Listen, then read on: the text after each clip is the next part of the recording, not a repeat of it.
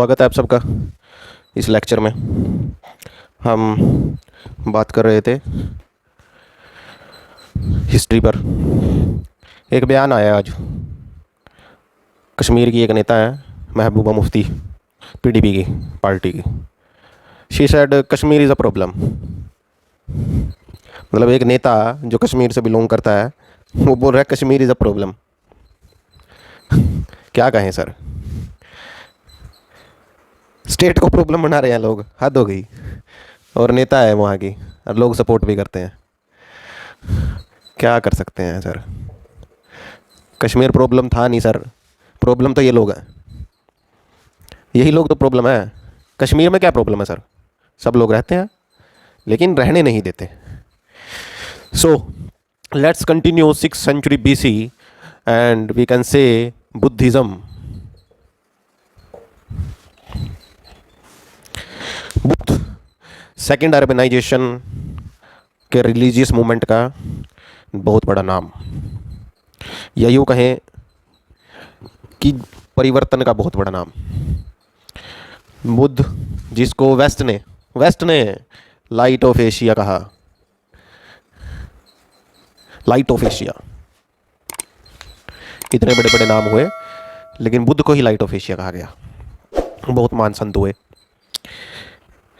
कैसे economy, polity और society, economy, polity और सोसाइटी ये कैसे आपस में जुड़े हुए हैं, उसके बारे में हम डिस्कशन कर रहे थे। ऋग्वेदिक पीरियड, पशुचारण, भरण पोषण वाली अर्थव्यवस्था, गाय की इंपॉर्टेंस आ गई, फिर एग्रीकल्चर ग्रोथ हो गया, फिर टेक्निकल विकास, और यहाँ पर हम बुद्ध पीरियड में पहुँच गए। तो चीज़ों को जोड़ो और समझो बेहतरी के लिए, उत्थान के लिए।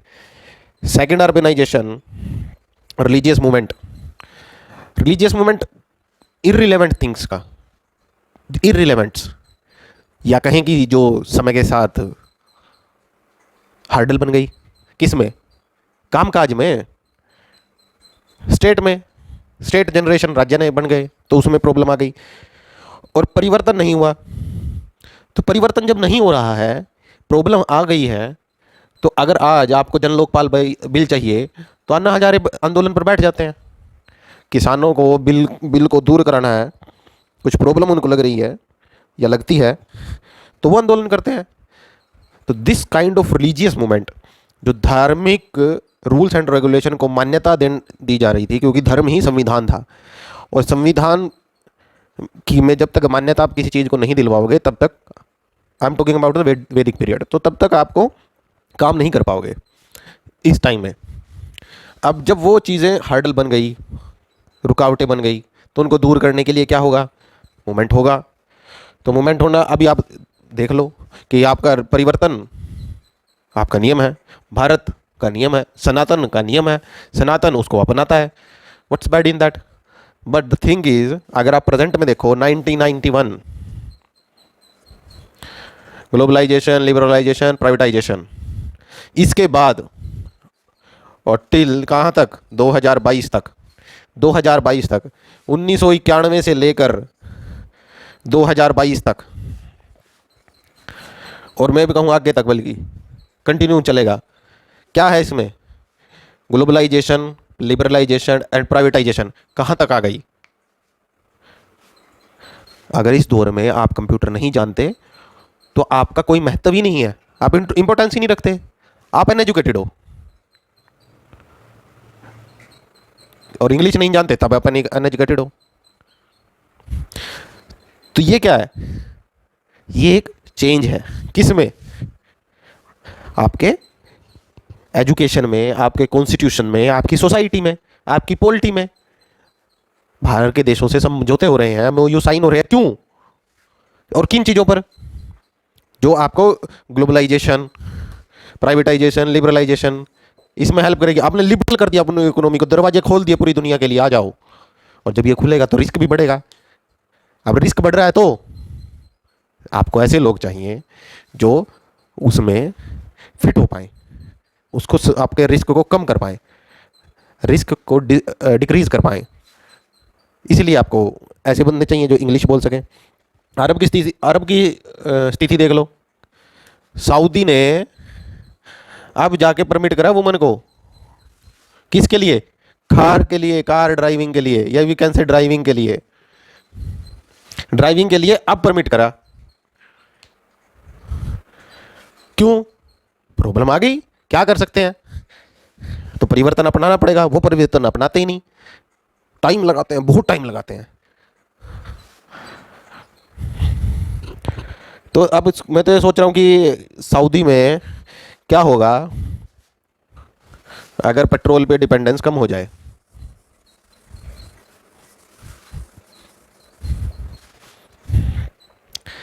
पहली बार नहीं हुआ रिलीजियस मूवमेंट, पहला 6th century BC, first religious movement, first 6th century BC का।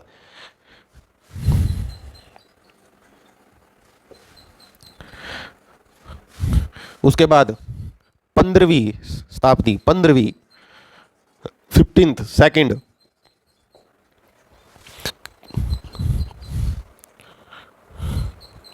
कौन बने इसमें? दादू, नानक, कबीर और रविदास। उसके बाद 19th थर्ड, पहली बार नहीं हो रहा है रिलीजियस मूवमेंट, धर्म में परिवर्तन या कहें कि चेंज, नई चीजों का अपनाना। 19 में स्वामी दयानंद सरस्वती और विवेकानंद। और अब चौथा चला हुआ है, फोर्थ रनिंग में है। कौन है इसमें? सदगुरु, सदगुरु और आशुतोष महाराज, ओशो। पहली बार नहीं हो रहा है रिलीजियस मूवमेंट। और श्री श्री रविशंकर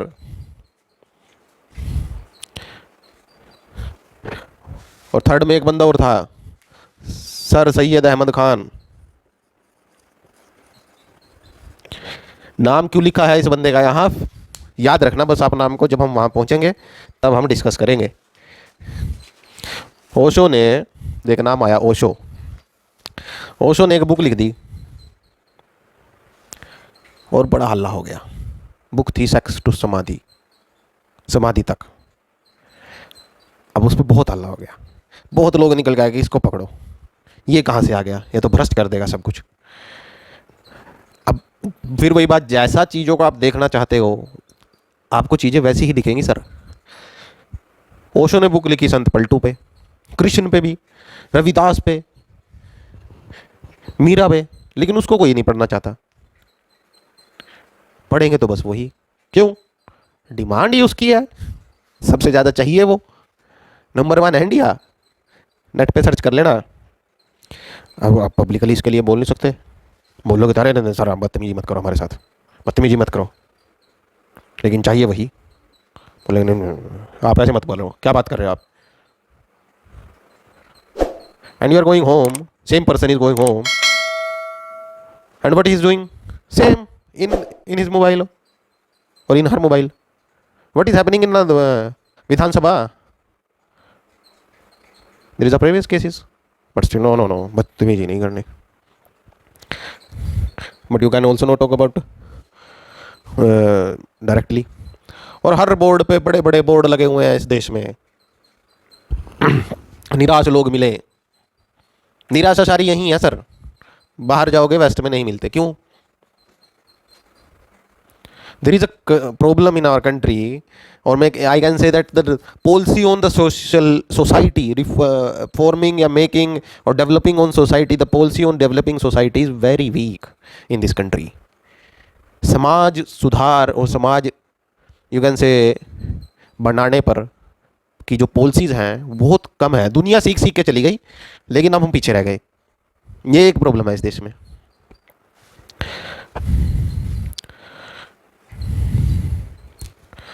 और फिर हिंदुओं ने एक अनोखी चीज़ ईजाद करी, क्या? मूर्ति पूजा। मूर्ति पूजा इज़ नॉट बैड, किसने बोला है बुरी है? बहुत अच्छी चीज़ है, पर क्या नायाब चीज़ है। अब सर देखो चीज़ें किस तरीके से हम ध्यान की तरफ जा रही हैं। ध्यान जरूर लगाना चाहिए सर, प्रॉब्लम क्या है कि हमने ध्यान लगाना ही छोड़ दिया। अरे सर मैं पढ़ता हूँ तो ना, तो बुक लेके बैठता हूँ, नींद आ जाती है मेरे को 10 मिनट में, क्या करूँ। तू देख मेरे से क्या पूछ रहा है, 5 मिनट में जिसको बुक पढ़ने से नींद आ रही है वो क्या करेगा? What you expect from him और हर, क्या करेगा वो? कुछ भी नहीं। सर मैं बहुत ट्राई करता हूँ। क्या करते हो?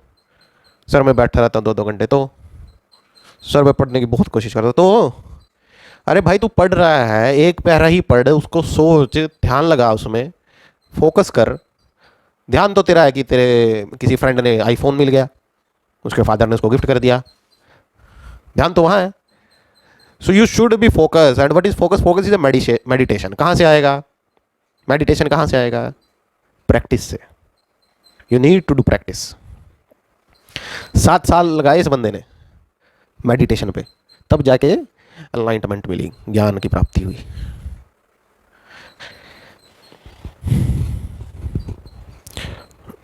और क्या हुआ कि जब भी कोई चीज़ अपने रियल पर्पज से हट जाती है, भटक जाती है, तो वो फिर पतन का कारण बनती है। यही मूर्ति पूजा के साथ हुआ। अब शराब वेस्ट में मेडिसिन है, लेनी पड़ेगी वरना मर जाओगे। क्यों? टेम्परेचर की वजह से। और इंडिया, शादी हो गई, बड़े बड़े बार सेट हो गया और दबा के खींच रहे हैं। क्या हो रहा है उससे? अगले दिन तेजाब खत्म करने के कैप्सूल खाओगे सुबह खाली पेट के। बट यू गेट, क्या मिला आपको? तो सेम मूर्ति पूजा के साथ हुआ। जब वहाँ दयानंद के बारे में हम पढ़ेंगे तब उसका बात करेंगे। तो दयानंद सरस्वती ने यही तो बोला। उन्होंने कहा कि आप जब आप इसका मकसद ही नहीं समझ पाते तो मूर्ति पूजा बेकार है, छोड़ दो, इसको बंद करो। और जैसे ही ये बोला तो पंगा हो गया। ये कैसे बोल दिया इसने? मूर्ति पूजा, if there is a figure of stone और may be any metal, that is a symbol to remembering you for worship। याद दिखाते हैं, याद, ये एक सिंबल है आपको, आस्था है उसमें आपकी, एक सिंबल है। क्या? कि आपने ध्यान लगाना है। कहाँ पे? तो there is a symbol, you can focus on that figure, मूर्ति। लेकिन इसका कुछ और ही हो गया।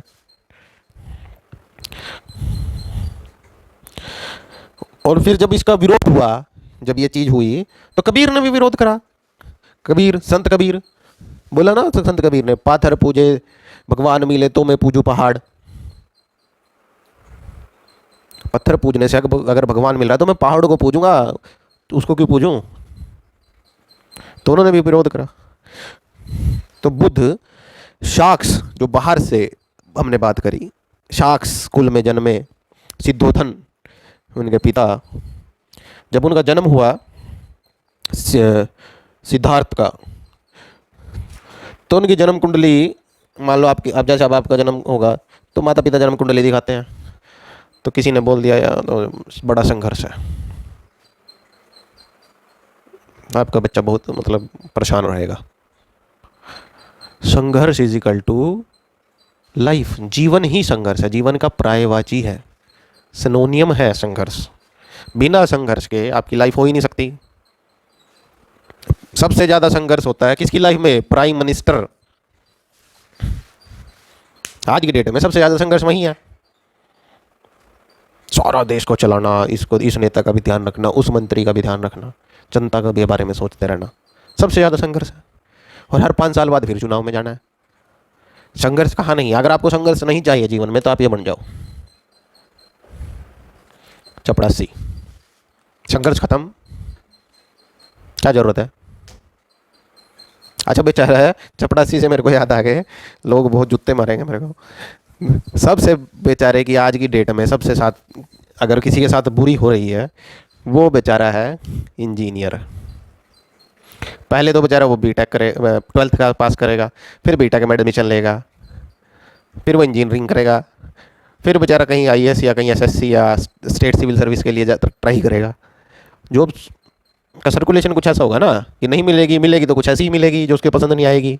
तो ऐसा ही कुछ होगा, मतलब सबसे बेचारे की दुर्गति इसके साथ हो रही है आज के डेट में। अच्छा अब इंजीनियर, चलो मान लो आईएएस बन गया या कोई, तो इसके ऊपर, इंजीनियर के ऊपर काम कौन सीनियर कौन होगा? एमबीए का बंदा। आप बताओ। और एमबीए के ऊपर कौन होगा? अब ये इंजीनियर बेचारा सब कोई गवर्नमेंट जॉब लग गया, कोई भी XYZ, कोई भी, मान लो सपोज करो ये आपके पास तहसीलदार लग गया, तहसीलदार मिल गया, इसके ऊपर एमबीए का बंदा बैठा है, क्या कर रहे करके ये बना है डीसी। और इस एमबीए के ऊपर आर्ट का बंदा बैठा है। अब जो बंदा आर्ट नहीं ले रहा था इंजीनियर बनने के लिए, वो बेचारा तहसीलदार पे, और आर्ट वाला आपके पास कहीं सेक्रेटरी बने के बैठा है आईएएस का। ये भी आईएएस है, ये इसको आप लगा लो एसडीएम है स्टेट का। अब इस आर्ट वाले के ऊपर नेता है, वो नेता बेचारा 10वीं फेल है। तो ऐसी एक आज की डेट में थोड़ा ये एक बेचारा इनके साथ बहुत बुरी हो रही है इंजीनियरिंग डिपार्टमेंट के साथ।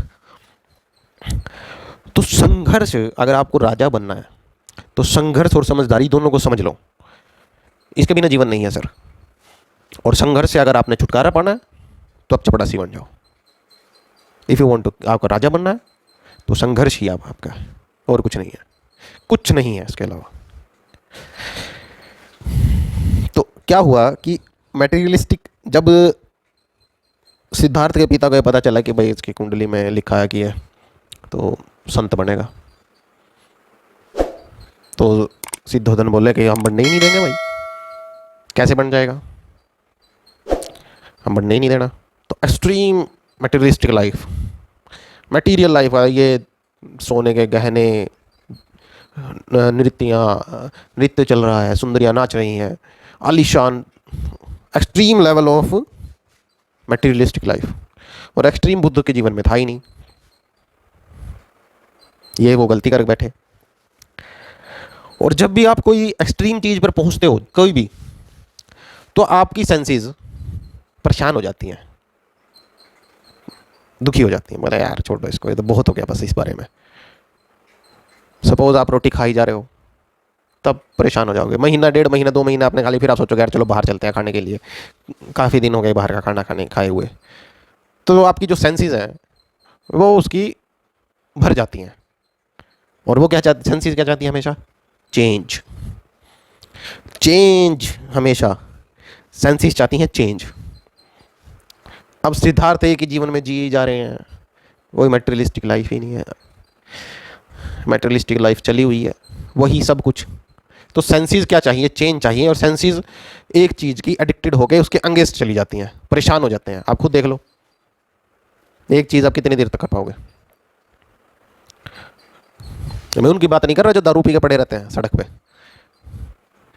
अब आप बोलोगे ये तो बात उन पे भी लागू होती है, बिल्कुल होती है, कौन मना कर रहा है? क्यों नहीं होती? होती है। लेकिन उन लोगों की जो दारू पी के नशे में टुन हो गए, सड़क के किनारे पड़ा हुआ है, उनके जीवन में कब ये चेंज आएगा?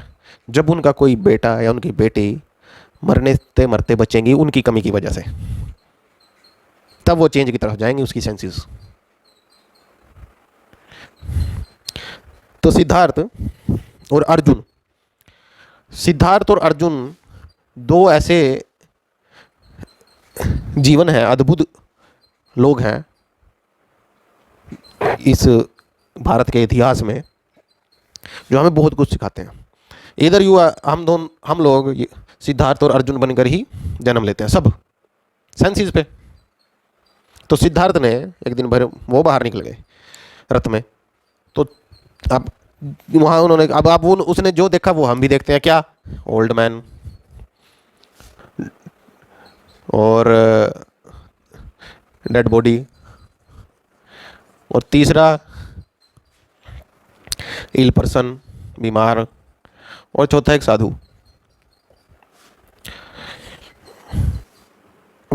साधु चीना से उसने पूछा है, बीमार अपना यार तो परेशान है, देखा उसने तो बहुत परेशान है। पहली बार बंदा बाहर निकला और ऑब्जर्व कर रहा है, बच्चा बड़ा हो रहा है आपके घर में और चीज़ों को ऑब्जर्व करता है, हर चीज़ को पकड़ना चाहता है, महसूस करना चाहता है।